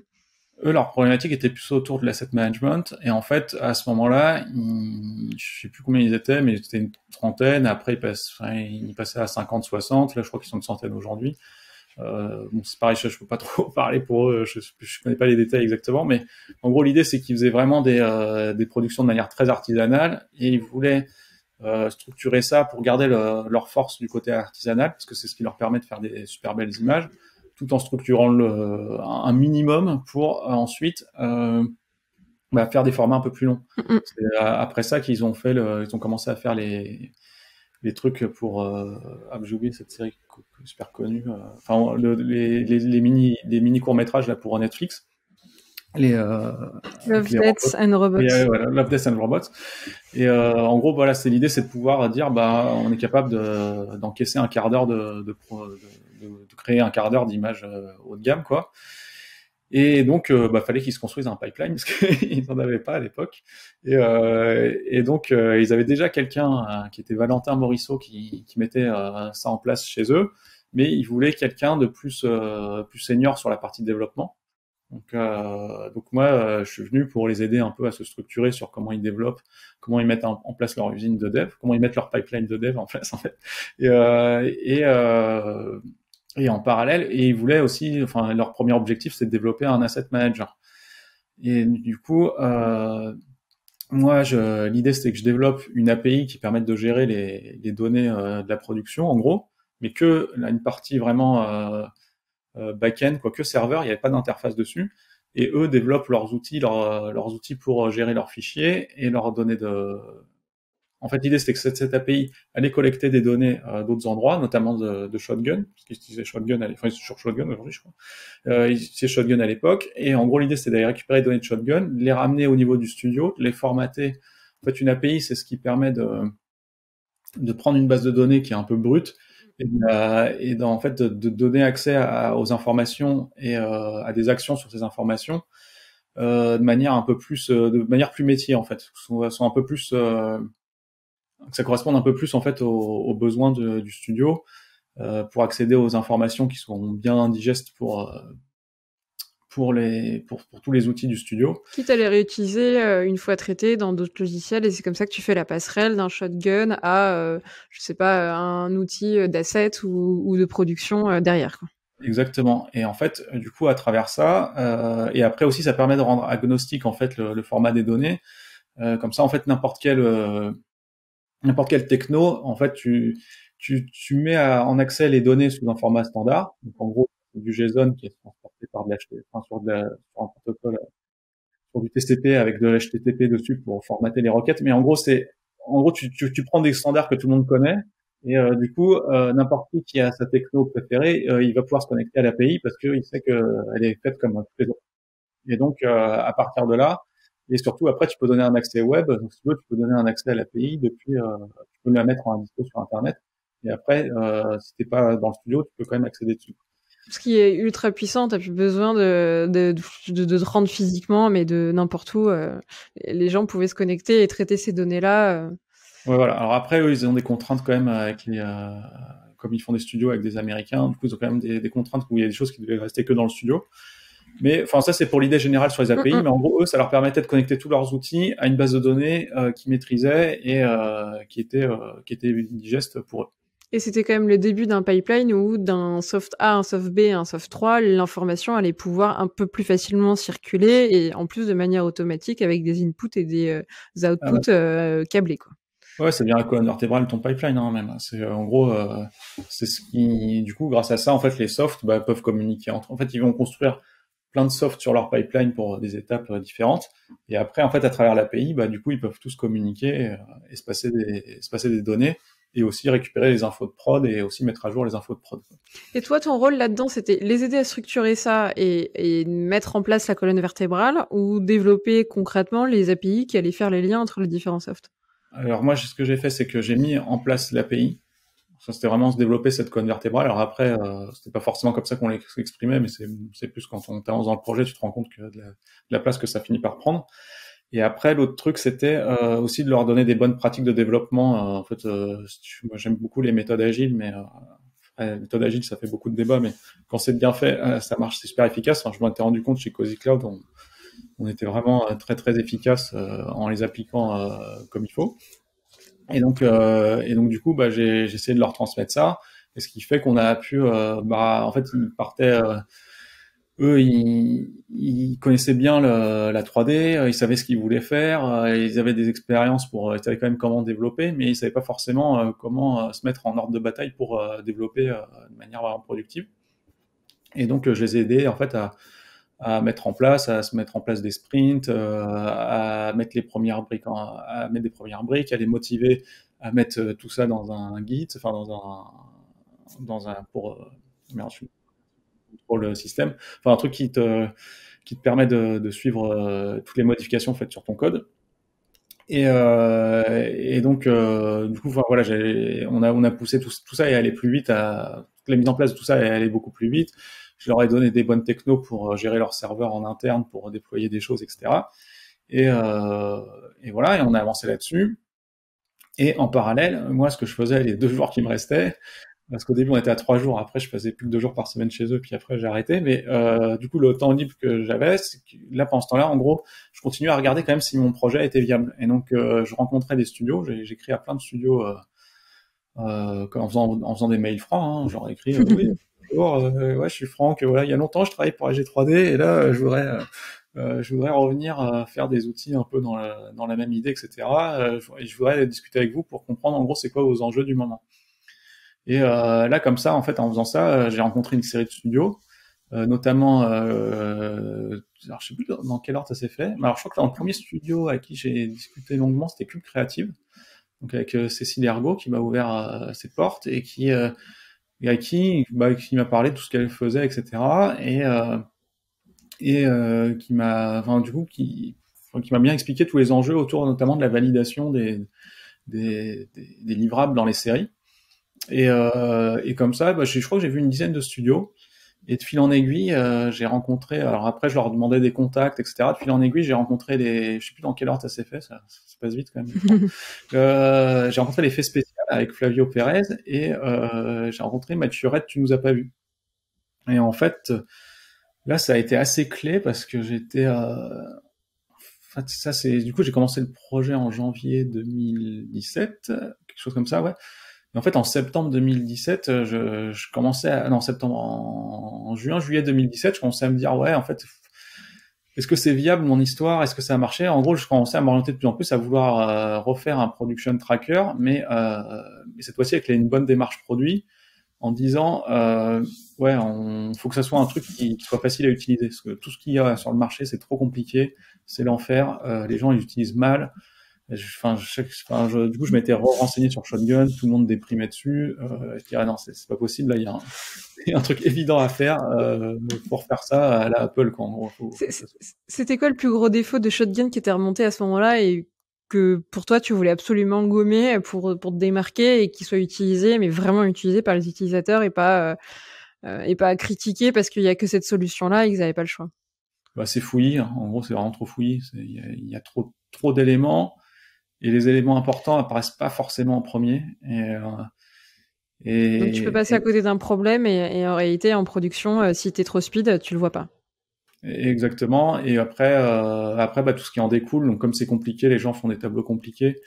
Après, ils se comprennent plus. En fait, ils parlent plus. Comme ils peuvent faire tous les tableaux qu'ils veulent, bah, ils parlent plus du même tableau, en fait, à un moment. Et du coup, ils se comprennent pas. Mais en pensant se comprendre, ça entraîne des problèmes de performance aussi, parce que comme tu peux bidouiller plein de trucs dans Shotgun et que tout le monde n'a pas la connaissance, enfin, arrive pas forcément à s'imaginer les contraintes en base de données que ça cause. Bah, il y a beaucoup de gens qui se retrouvent à faire des tableaux qui mettent un quart d'heure à charger ou des choses comme ça. Pratique. Et les softs mettent parfois 5 à 10 minutes pour démarrer. Enfin, bref. Il y a plein de choses les softs oui, parce que ce qui se passe dans ton pipe, c'est plus t'avances, ce que tu fais, c'est que quand tu vas démarrer ton application, pour travailler, tu vas aller chercher plein d'infos sur ton, production tracker. Et du coup, il y a certains studios où ils se retrouvent à attendre 5 minutes pour que le Maya, il se lance, tu vois, des trucs comme ça. Et l'autre truc qui m'avait convaincu, c'est que Shotgun avait été racheté par Autodesk. Parce qu'en fait, Shotgun, à la base, c'était une entreprise qui m'avait pas mal intéressé aussi à l'époque, parce que ils avaient un peu les mêmes principes qu'une entreprise qui me plaisait beaucoup, là, qui était Basecamp. Ils étaient tous en télétravail. C'était une boîte qui avait bootstrappé, donc qui avait pas pris de levée de fonds. Et c'était quand même pas mal, hein. Enfin, franchement, c'était intéressant. Ça, c'était un truc qui m'avait un peu refroidi dans l'idée aussi de se relancer là-dedans au début. Et après, quand j'ai compris que c'était aussi racheté par Autodesk, là, j'ai compris que c'était un projet mort, en fait. Ça allait aller nulle part. Parce que c'est la stratégie commerciale d'Autodesk qui rachète des trucs pour tuer des concurrents et après pour presser tout le jus du citron du logiciel. Et derrière, il l'améliore pas beaucoup. Enfin, il l'améliore un peu, mais mais c'est final, ils font pas grand chose. Et quand ils font des choses, c'est pour leurs très très gros clients et pas trop pour les autres. Et donc là, je me suis dit, ah bah ouais, il y a un boulevard. Comme d'hab, j'étais un peu naïf, mais je crois qu'il faut être un peu naïf pour lancer des projets. Je me suis dit qu'il y avait un boulevard. Mais bon, du coup, au bout de 6 mois, chez Unity Image et tout, je me dis, en fait, c'est vraiment compliqué à développer. Est-ce que je vais pouvoir faire ça? Est-ce que c'est viable, quand même, mon histoire et tout? Et j'avais quand même monté un site internet et compagnie. Et j'avais eu un souci perso. Bon, j'étais un peu à deux doigts de baisser les bras. Et là, il y a Tu nous as pas vu qui me dit, ouais, bon, là, faut que ton histoire de Kitsu, là, faut que ça avance. Je sais même plus comment s'est passée la discussion. En gros, bref, à la fin, c'était, ouais, nous, on est prêt à te payer pour que tu développes les premières interfaces. Et là, c'était un gros soulagement parce qu'en fait, Unity Image, c'était, en fait, pour moi, j'avais besoin de trouver très vite des clients pour valider le fait qu'il y a un vrai marché derrière. Que ce soit que tu puisses, qu'il y a un marché, c'est une chose, mais l'idée, c'est que surtout que tu puisses en faire un projet viable derrière. Et que tes gens soient prêts à te payer et à prendre un abonnement ou acheter le logiciel, mais que ce soit du concret. Ouais, parce qu'en fait, à HD3D, on avait eu beaucoup de financement public, mais on n'avait pas vraiment de modèle d'affaires derrière, donc ça avait périclité. Chez Cozy Cloud, on avait beaucoup de financement privé, mais on n'arrivait pas ouais, bref, c'est compliqué. Mais on n'avait pas vraiment de modèle d'affaires qu'on arrivait à mettre en œuvre. Et du coup, là, j'étais devenu un peu obsédé par ça en me disant non, ça sert à rien de développer quelque chose tant qu'il n'y a pas de modèle d'affaires. Donc là, j'étais tombé dans l'extrême inverse on fait rien tant qu'on n'a pas de modèle d'affaires. Et comme Unity Image, c'était un arrangement. Ok, on avait développé une API, mais qui était vraiment spécifique. C'est un besoin qui était quand même assez spécifique à eux que j'arrivais pas trop à dupliquer. À ouais. Que j'étais je voyais vachement plus de choses à faire en plus sur la partie production, sur la partie application web, quoi. J'étais un peu démoralisé. Et là, Tu nous as pas vu, il me dit, si tu veux, nous on est prêt à payer les premiers écrans, les interfaces de Kitsu, nous on est prêt à payer pour les développer. Et là, je fais là c'est bien. Là, il y a peut-être quelque chose à faire. Et surtout que je crois que je vais au RADI. C'était Cécile Ergo qui m'avait conseillé d'aller au RADI donc au RADIRAF, là, c'est le gros événement de l'animation qui se passe à Angoulême tous les ans. Et donc je crois que je vais au RADI présenter mon projet quand même. Je crois que j'avais commencé à faire des mock-ups où j'avais développé des premières interfaces. Je sais plus dans quel ordre ça s'est passé. C'est marrant. J'ai un coup de mémoire. Bref, au RADI, je crois que c'est là où j'ai rencontré Flavio en fait. Je sais plus. Ouais, bref, et il y a Flavio qui très rapidement après que Tu nous as pas vu m'achète quelques interfaces. Machette, c'est qu'il me payait pour développer le logiciel. Il y a Flavio, d'effets spéciaux, que je rencontre, il me dit, bah, nous, on avait un budget du CNC pour développer un production tracker chez nous. Mais clairement, c'est un budget, on va pas aller loin. Par contre, si on le redirige vers toi, vu que tu es du logiciel libre, ça correspond à nos valeurs et tout, bah, pour nous, c'est plus efficace, en fait, de rediriger l'argent vers ton projet. Et du coup, bah, je me retrouve avec 2 clients en plus pour développer Kitsu. Donc, 3 clients au total. Et là, je fais, bon, en fait, il y a un truc à faire, allez, on y va, ça se tente. Et donc là, je me suis donné pour monter une interface qu'ils ont commencé à utiliser rapidement. Ça, c'était important aussi pour moi d'avoir vite des utilisateurs, parce que quand tu développes un truc dans ton coin, c'est pas évident quoi, en fait. De savoir si tu vas dans la bonne direction, qu'en réalité, c'est clair pour eux, sachant que c'était clairement ton enjeu premier, c'est-à-dire que ce soit clair pour l'utilisateur et que vraiment ça résout leurs problèmes. Ouais, voilà. Et donc là, du coup, le fait qu'ils utilisent très tôt aussi, c'était précieux, hein, parce que en gros, ça me permettait d'être tout de suite dans la bonne démarche pour développer le logiciel. Et de le valider dès les premières lignes de code et les premières interfaces. Ouais, parce que c'est un concept qui est important en fait en produit, qui est pas intuitif au départ. C'est les gens qui sont pas prêts à payer pour ton soft. En fait, tous les conseils qu'ils te donnent sont sympas. En fait, les idées de features que tu donnes sont sympas, mais en fait, sont pas forcément pertinentes, parce que s'ils sont pas prêts à payer, c'est qu'en fait, le besoin est pas forcément hyper fort, quoi. Alors, ils peuvent avoir un besoin fort, mais enfin, si, c'est ça, c'est que tant qu'ils sont pas prêts à payer, c'est que le besoin il est pas assez fort. Et du coup, c'était hyper important aussi qu'ils payent, un peu comme quand tu vas chez le psy, c'est important que tu payes à la fin de la séance. Je sais pas si ça paraît bizarre, mais c'est un peu, je pense qu'il y a un peu de cette idée-là aussi. Et en gros, donc du coup, le fait qu'ils payent, ça montrait que quand ils me demandaient une fonctionnalité, en plus c'est des studios qui n'avaient pas des méga budgets, maintenant ils se sont un peu développés, mais à l'époque c'était vraiment des budgets très serrés. Donc le fait qu'ils payent, ça voulait dire qu'il y avait un enjeu, quoi. Et donc comme ça, bah, j'ai pu développer les premières versions de Kitsu, quoi. La première, le MVP, là, le minimum viable product. Et donc bah, voilà. Après, moi, je sais pas, t'as peut-être des questions sur cette partie-là avant. Oui, carrément. Là, quand tu as tes premiers clients et que tu fais la première version, la MVP, ils te font chacun des retours pour essayer de la développer et peut-être un peu tirer la couverture à eux, ou en tout cas résoudre ou avoir une solution qui va résoudre leurs problèmes par rapport à leur type de production. Comment tu arrives à mettre une solution au milieu qui va leur correspondre à tous et pas faire en fait une solution custom comme tu avais pu le faire avec Unit, pour peut-être des fois refuser certaines fonctionnalités qu'ils te demandaient et garder un produit qui allait leur convenir, mais qui allait pouvoir faire peut-être le grand écart entre différents types de studios et productions. Alors, bah, clairement, on discute, quoi, en fait. C'est ça le truc, c'est qu'en face, c'était un peu, en fait, c'est vrai que c'était quand même une super situation finalement pour moi, parce que c'était des studios qui commençaient, mais qui étaient montés par des gens qui avaient pas mal de bouteilles, en fait. Et donc, ils avaient quand même des idées claires sur qu'est-ce que c'est qu'une production, quels étaient leurs besoins eux directement, mais aussi qu'est-ce qui intéresserait les autres. Et donc quand on discutait, bah il y avait plein de choses. Ils disaient, bah non, mais ça c'est évident que ça va plaire à tout le monde. Et puis comme de toute façon au début il y avait rien, même avec tu nous as pas vu, il y avait rien. Les premiers écrans, franchement, je sais même pas comment ils faisaient pour s'en servir avec leur recul. Pour moi c'était important qu'ils le fassent, et j'insistais vachement à l'époque, mais je sais pas trop comment ouais. Je suis content que dès le début ça leur serve à quelque chose, quoi. Et en fait tout ce qu'ils me disaient, en fait, ça avait du sens. Après, moi, j'avais mon expérience aussi d'Artforge et de gestion de produits que j'avais acquise chez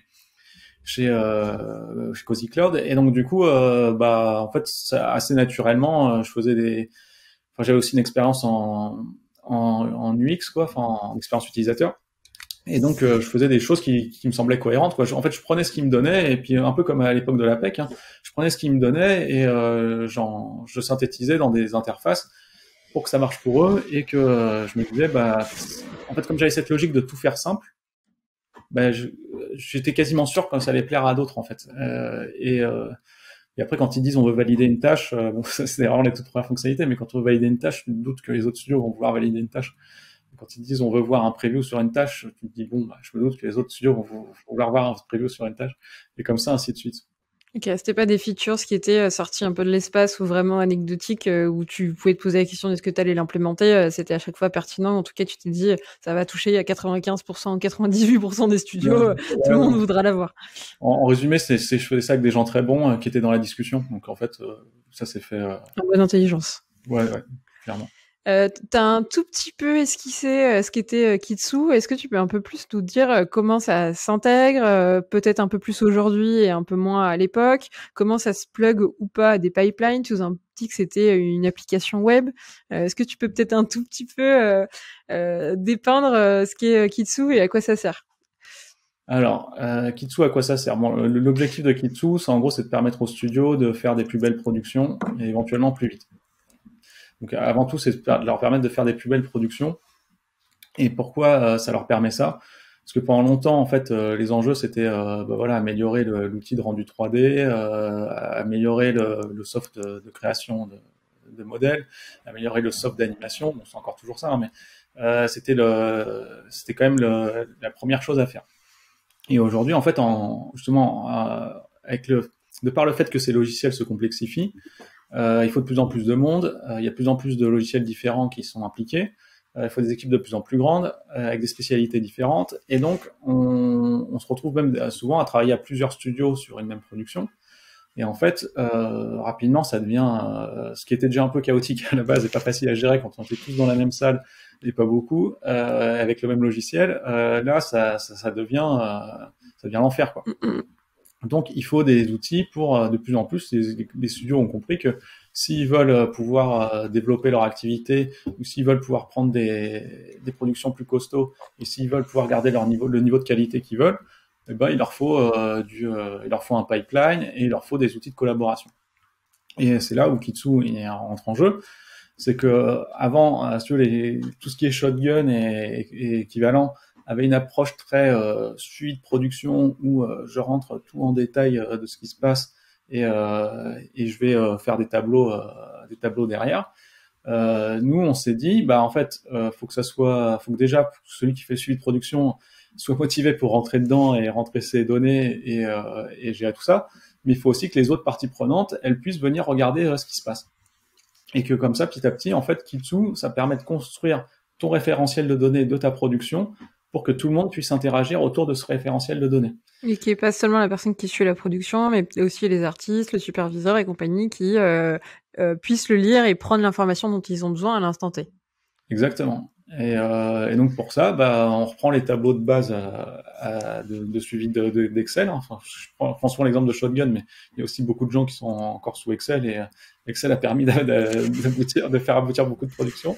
Et donc on reprend un peu ce canevas où tu vas voir en ligne tes éléments à fabriquer et en colonne tes étapes de fabrication. Et à partir de là, l'intersection de chaque ligne et de colonne, c'est une tâche et on va pouvoir interagir sur chaque tâche. Et donc, une tâche, tu vas pouvoir l'assigner à quelqu'un. Donc, poum, ça apparaît dans l'interface du graphiste, qui lui a une interface en mode to-do list où il voit direct. Première chose qu'il voit, c'est sa to-do list. C'est pas les grands tableaux. Alors après, il peut aller voir les grands tableaux s'il veut de l'info, mais lui, il arrive le matin, il veut voir sa to-do list, il veut pas s'embêter. Donc, poum, il reçoit les infos. Il peut mettre des infos, dire où il en est. Il peut mettre du temps passé. Il peut envoyer une preview. Pareil, le temps passé, ce qu'il met, enfin, on fait tout en mode un peu simplifié, quoi. On lui permet pas de mettre tout en détail, mais on lui permet de très rapidement donner les informations principales. Je suis en WIP, j'envoie un nouveau preview, j'ai passé 5 heures sur telle tâche, et voilà. Et comme ça, lui, il passe très peu de temps dedans, et en même temps, il donne plein d'infos à son chargé de production. Et tu disais là, les WIP où tu envoies une preview et compagnie, comment Kitsu il les capte ces previews? Manuellement, tu dois rentrer toutes ces données-là ou en fait il y a vraiment un plug et il arrive à les choper en sortie pour les intégrer, les agréger et peut-être créer une nouvelle tâche qui peut-être devrait être rangée manuellement ou autre, mais au moins il arrive déjà à capter et t'as pas 100% des données qui sont à rentrer manuellement. Alors, je finis juste l'explication, après je repasse là-dessus, parce que ça touche au pipeline. Alors, donc là, après, donc les superviseurs, les chargés de prod, ils voient le résultat, ils peuvent interagir, ils peuvent commencer à envoyer des premières retakes, etc. Et après, à partir de là, le chargé de prod aussi, vu qu'il a l'état de toutes ces tâches qui changent en temps réel, bon, il peut aussi prendre une vue, il peut dézoomer, quoi, et voir que sa production, elle avance comme ci ou comme ça. Et ensuite, l'autre point super important, c'est qu'une fois que tout ça est bien rangé, les previews sont bien rangés par tâche et versionnés, parce qu'à chaque fois qu'il y a un nouveau preview, ça fait une nouvelle version, etc. Ensuite, le réalisateur, lui, il arrive là-dedans et il reprend les mêmes tableaux du chargé de prod, sauf qu'il sélectionne les tâches qu'il veut et il dit, poum, je veux générer une playlist, et il se retrouve avec les 5 tâches qu'il voulait regarder, où il peut dire tout simplement, poum, je veux tout l'épisode dans ma playlist, et l'épisode ou toute la séquence, et du coup, il arrive là, il voit ses éléments en bout à bout, il peut les regarder, il les compare, il choisit très rapidement à quelle version il veut comparer, et il peut aussi se transformer son bout à bout en choisissant une autre version, et du coup il va pouvoir très vite interagir avec tout ce qui a été produit. Et quand il y a quelque chose qui lui plaît pas, il met une notation et il met un commentaire, et quand il envoie un commentaire, ça retourne directement chez le graphiste. Alors évidemment, la prod peut se mettre en interface si elle veut, mais ce qui est important, c'est que l'information, elle est tout de suite, il peut tout de suite la donner. Il ne va pas aller écrire sur un bout de papier ou faire un mail à côté ou je ne sais quoi, et elle va tout de suite au bon endroit et elle apparaît de manière très claire en fait pour les autres. Et puis relié par rapport à un plan et tu te demandes pas pourquoi c'était ou autre. Là, normalement, tu perds pas l'information, elle reste vraiment connectée en lien.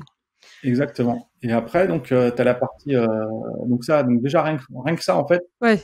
là, tu as boosté la productivité de ton studio de manière assez significative. Et surtout, tout le monde a la bonne info qui lui est donnée au bon moment pour que ça reste toujours assez pertinent et t'as pas besoin de la chercher. Normalement, elle s'affiche par rapport à ta fonction, en tout cas à ce qui t'intéresse par rapport à des échelles différentes ou à la journée ou à la semaine quand tu es sur des calendriers un peu plus longs, quoi.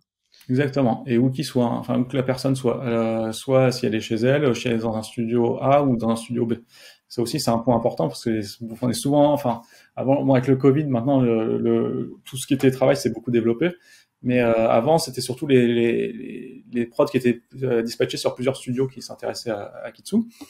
Et donc, après, je racole par rapport à ta question d'avant. Et en fait, une fois que t'as ça, là où vraiment ça a un effet énorme sur le studio, c'est que ils peuvent brancher leur pipeline dessus. Comme je te disais, en fait, comme le prod tracker, les données qu'il fournit, ça sert un peu de colonne vertébrale en fait au pipe, parce qu'il a besoin de savoir, quand tu crées tes fichiers, tu as besoin de savoir sur quel prod tu fonctionnes, sur quel plan tu travailles, quelle séquence, etc.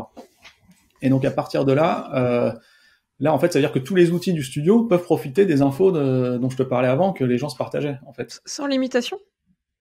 Ils peuvent après, tu as des systèmes de droit, mais si tu veux, ils peuvent se connecter sur le Kitsu. Les outils peuvent récupérer les infos du Kitsu et peuvent aussi alimenter le Kitsu.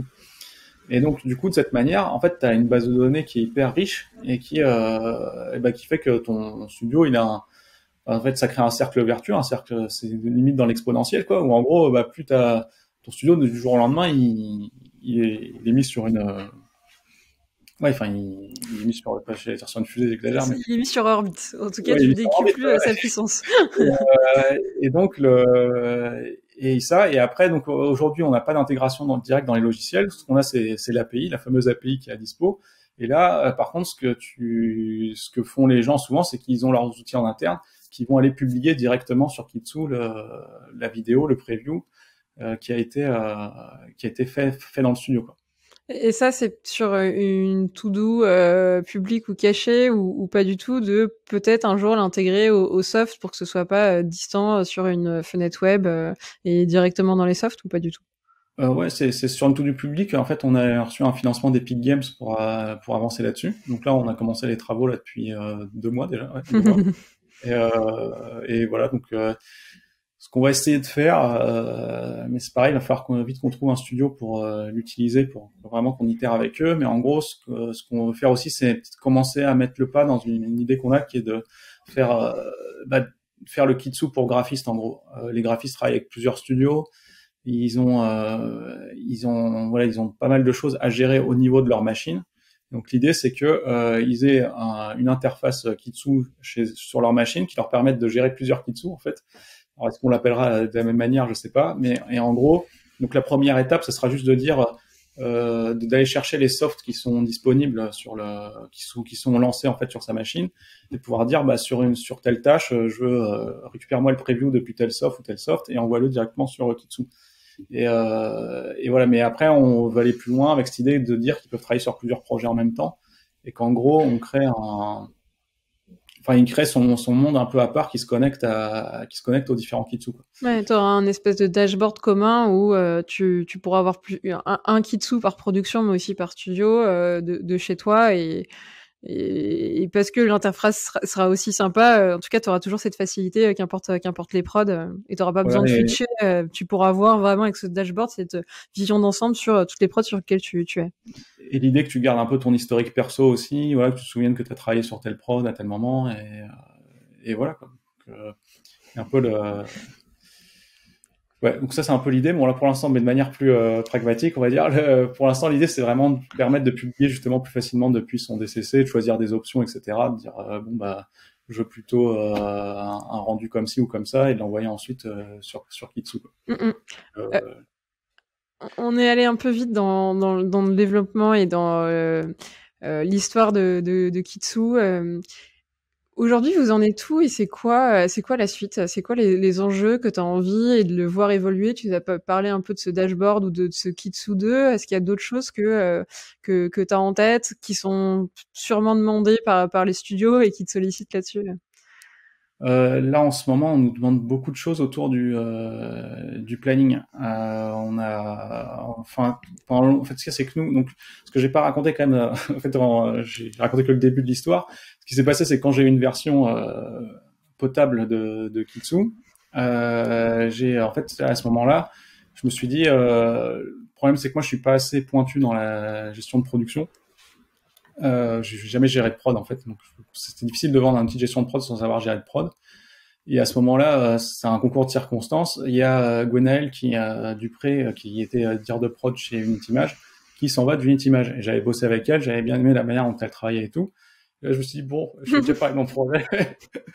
Je suis allé la voir, j'ai dit, bon, bah, écoute, je vois que t'aimes bien gérer des prods, bah, ça te dirait d'intervenir sur un peu toutes les prods du monde. Et après, elle fait, ah, ça peut m'intéresser. Et donc, du coup, elle m'a rejoint dans le projet pour faire avancer Kitsu plus vite, quoi. Et donc c'est vrai que l'approche donc là on a clairement sur l'aspect métier on a vraiment passé un cap, et parce que c'est vrai que c'était bien de parler avec les studios, mais quand quand il y a la connaissance en interne c'est pas pareil.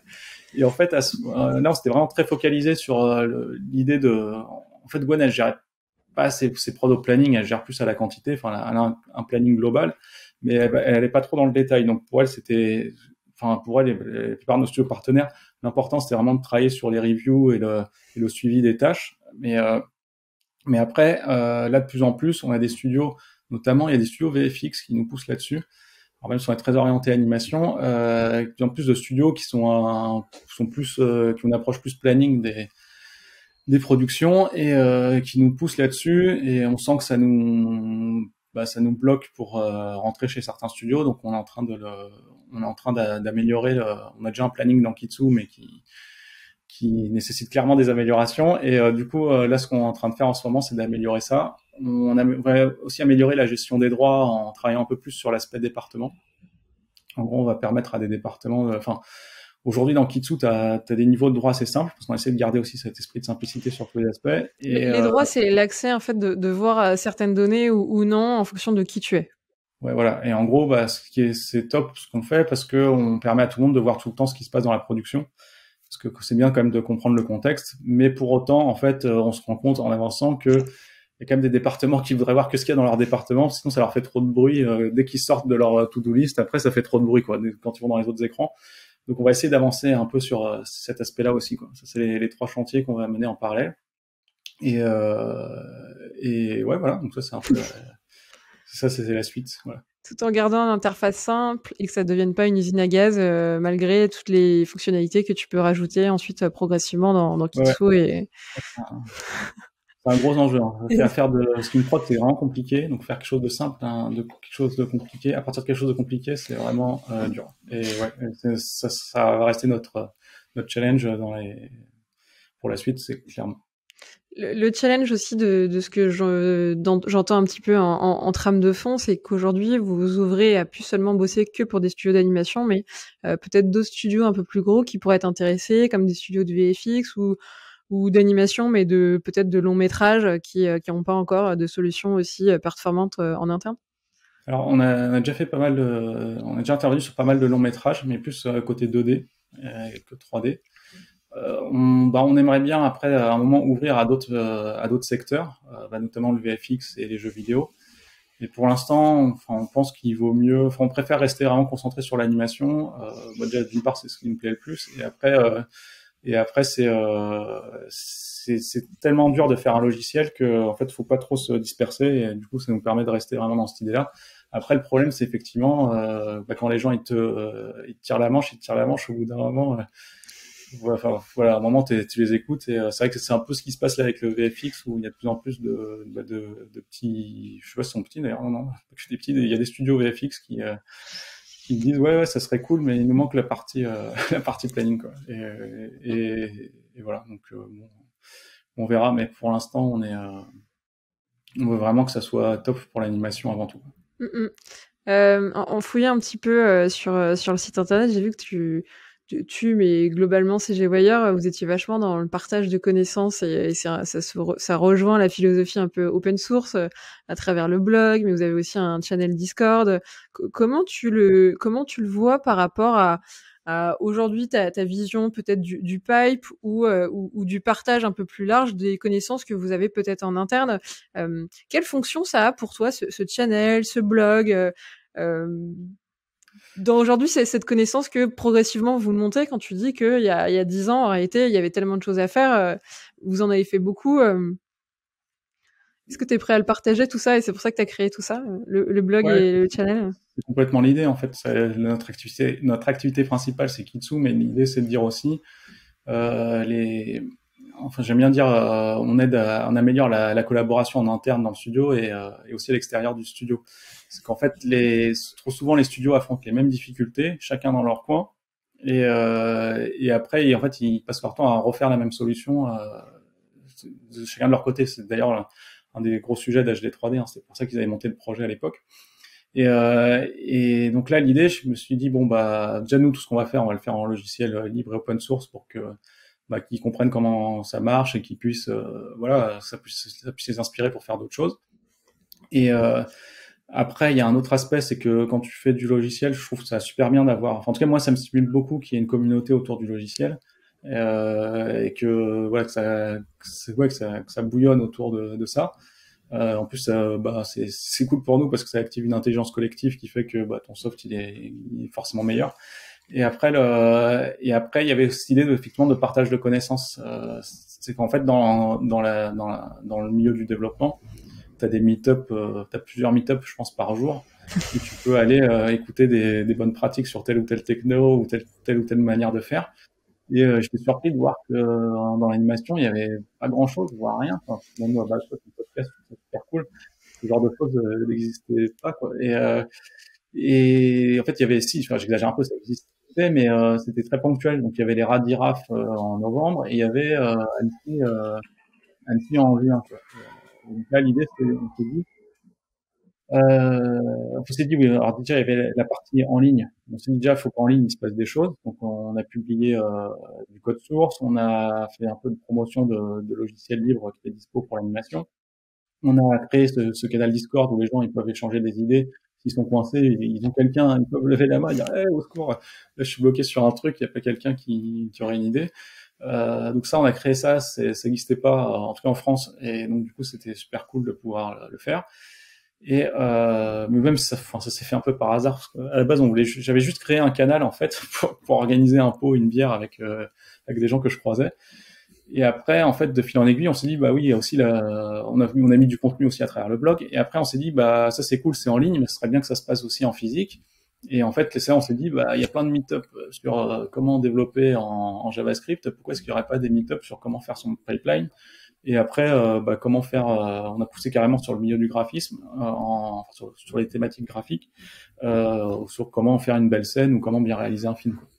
Et ouais, ça c'était hyper important pour nous parce que c'est hyper stimulant, quoi, quand tu es dans un projet où c'est quand même dur de t'imposer une nouvelle techno, quoi. Avoir la communauté, rencontrer les gens, sentir qu'il y a une ébullition, ça aide beaucoup, quoi. Et puis dans ces cas, tu deviens aussi un partenaire pour eux, des studios, mais aussi des graphistes, et pas juste ce prestat un peu extérieur qui leur propose une solution pour gérer leur production, mais tu t'intéresses vraiment à ce qu'ils font, et derrière les connaissances que vous avez en interne, vous êtes aussi prêt à les partager. Et c'est comme tu dis là où tu crées des communautés, mais aussi une émulation, et où tu crées des liens entre des gens qui probablement rencontrent la même difficulté, mais par manque de contact, ils n'arrivent pas à échanger et à se partager en fait leurs réponses communes, et avancer peut-être un peu plus vite, que certes chacun de son côté, mais dans la même direction, quoi. Ouais, et même ça va plus loin. Des fois, en se rencontrant, du coup, ils peuvent décider de monter des projets ensemble, quoi. Donc, on a eu quelques cas comme ça, de gens qui, en discutant, en prenant leur bière à la fin du meet-up, se sont trouvés des atomes crochus et sont allés inventer des projets ensemble, quoi. Donc ça, ça aussi, c'est super cool, quoi. Enfin, en gros, ça permet alors c'est peut-être un peu prétentieux de dire ça, mais en gros, ça permet de stimuler aussi tout l'écosystème, quoi. Donc, en gros, l'idée, c'est que, ouais, voilà, c'est quand en gros, plus l'écosystème il est actif, plus c'est cool, quoi. Mieux c'est pour nous dans tous les cas. Donc, donc Puis voilà. plus t'as de chances qu'il y ait de nouvelles choses qui sortent de cet écosystème, parce que les gens sont vivants, et que par ces dynamismes, en fait, c'est comme ça que tu crées, et que il y aura derrière d'autres meet-up, mais aussi d'autres nouvelles idées qui vont émerger, et c'est comme ça, oui, que ça perdure et que ça donne envie à d'autres personnes de se lancer. T'as Ouais. d'ailleurs d'autres meet-up de prévus et que tu voudrais communiquer, ou pour l'instant vous faites une pause et ça reviendra peut-être ultérieurement? Alors là, il y en a un qu'on voudrait faire. On n'a pas encore mis de date, mais on va en faire un la deuxième ou troisième semaine de décembre, qui sera orienté sur le pipeline, et en train de fortement insister auprès de Fortiche pour qu'ils viennent présenter leur pipeline, notamment celui qu'ils ont utilisé sur Arcane. Et voilà, donc ça risque d'être un super meet-up. Il faut juste, faut juste qu'on ait la confirmation de Fortiche. Enfin, c'est eux qui nous ont proposé au début. Après, ils ont été pris, je pense, dans la livraison d'Arcane ou je sais pas quoi. Et du coup, là, bon, on est en train de réinsister. Enfin, du coup, on leur a dit, ouais, c'était une bonne idée à l'époque. Maintenant, on est en train d'insister pour qu'ils nous confirment qu'ils vont bien venir. Et si ça se fait, ça sera un super meet-up, ouais, du coup, mi-décembre, en gros. Cool. Voilà, à Bon, Gare du Nord, au même endroit que le dernier. Donc, ça sera vers Gare du Nord, au Belouchis Café, dans le sous-sol du Belouchis Café. Ils ont une très belle salle qu'on loue et qui fait bien le taf. donc pour ceux que ça intéresse, suivez l'actualité. Il y aura ce meet-up là qui se fera très probablement. Il n'y a plus qu'à trouver une date et confirmer, mais ça va se faire, ça va se faire. Oui, ça va se faire bientôt. De toute façon, on va le communiquer sur les réseaux sociaux et sur notre page meetup.com. Ok. Bon, bah trop bien, Franck. Merci pour toutes ces news. On va conclure ensemble le podcast et l'épisode, si tu veux bien. Ouais, Tu vois, ouais, ça passe vite, hein? Tu t'as l'air ouais, surpris.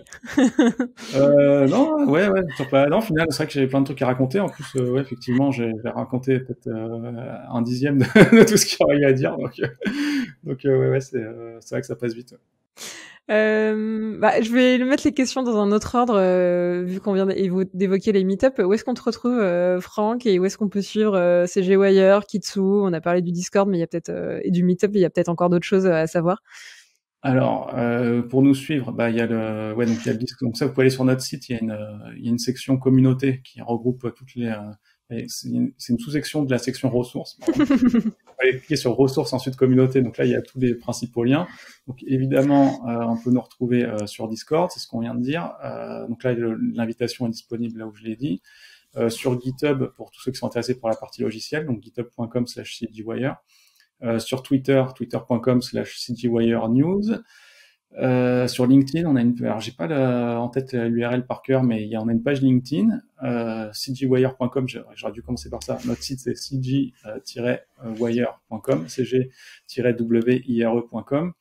Et après, on a une page Facebook, on est un peu moins actif dessus. Et on a cette page meetup.com dédiée à nos meetups qui s'appelle infrastructure pour le film d'animation. Et du coup, là-dessus, là pour le coup, il y a les photos des anciens meetups, l'actualité. Tiens, d'ailleurs, il faut que je poste les photos du dernier meetup. Oui. Et il y a l'actualité événementielle. Et voilà. Et moi, à titre perso, j'ai un Twitter. Alors c'est un nom un peu tarabiscoté, c'est Gelnior, G-E-L-N-I-O-R. Et là, pour le coup, je tweete à titre personnel. Et voilà. Et après, Bah après, ouais, voilà, on fait en sorte d'être assez visible aussi, donc on participe voilà, à des émissions comme là, donc je pense que dans tous les cas, vous entendrez parler de nous à droite ou à gauche. Voilà.